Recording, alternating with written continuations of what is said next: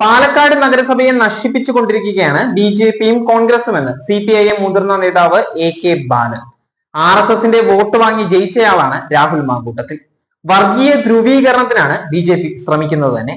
വികസന പ്രവർത്തനങ്ങൾക്ക് എതിരാണ് BJP. RSSന്റെ അജണ്ടയുടെ ഭാഗമായിട്ടാണ് ഹെഡ് ഗോവറിന്റെ പേരിട്ടത് തന്നെ. കോൺഗ്രസും BJPയും ഒന്നിച്ചാണ് തിരുവനന്തപുരത്ത് റോഡിന് ഹെഡ് ഗോവറിന്റെ പേരിട്ടത്. ഹെഡ് ഗോവറിന്റെ പേര് മാറ്റാൻ ശക്തമായ പ്രതിഷേധം CPIM നടത്തുമെന്ന് അദ്ദേഹം പറഞ്ഞിരിക്കുകയാണ്. ദിവ്യ എസ് അയ്യറിന്റെ വിഷയത്തിലും അദ്ദേഹം പ്രതികരിച്ചിട്ടുണ്ട്. ദിവ്യ എസ് അയ്യരെ മോശമായ രീതിയിൽ കോൺഗ്രസ് ചിത്രീകരിക്കുകയാണ്. കേരളത്തിലെ പൊതുസമൂഹം സ്ത്രീയെ അപമാനിച്ചതിനെതിരെ പ്രതികരിക്കുക തന്നെ ചെയ്യും.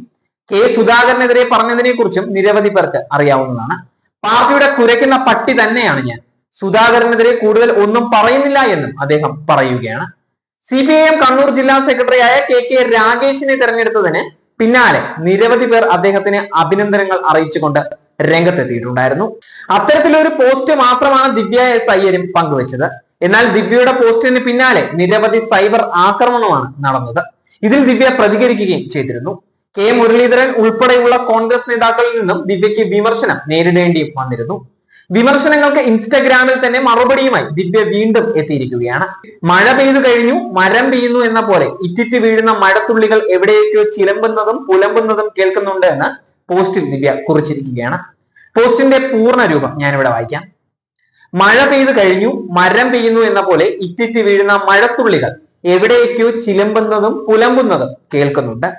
എന്റെ ഔദ്യോഗിക കുടുംബത്തിലെ അംഗങ്ങൾ വിട്ടുപോകുമ്പോൾ അവരുമായി ചേർന്ന് പ്രവർത്തിക്കുവാൻ അഭിമാനം തോന്നി എന്ന് എനിക്ക് ബോധ്യമുള്ളപ്പോൾ സ്നേഹാദരവ് അർപ്പിക്കുക അന്നും ഇന്നും എന്റെ ഒരു പതിവാണ്. അത് പതയല്ല, ഞാൻ നടക്കുന്ന എന്റെ ജീവിത പാതയാണ്. ഇനിയും തുടരും. ഏവരോടും സസ്നേഹം. ഇങ്ങനെയായിരുന്നു ദിവ്യ എസ് അയ്യറിന്റെ കുറിപ്പ്. ഒട്ടനവധി പ്രതികരണങ്ങളാണ് ആ കുറിപ്പിന് ലഭിച്ചുകൊണ്ടിരിക്കുന്നത്. ദിവ്യ എസ് അയ്യറിനെ സപ്പോർട്ട് ചെയ്തിട്ട് തന്നെയാണ് കൂടുതലും പ്രതികരണങ്ങളും.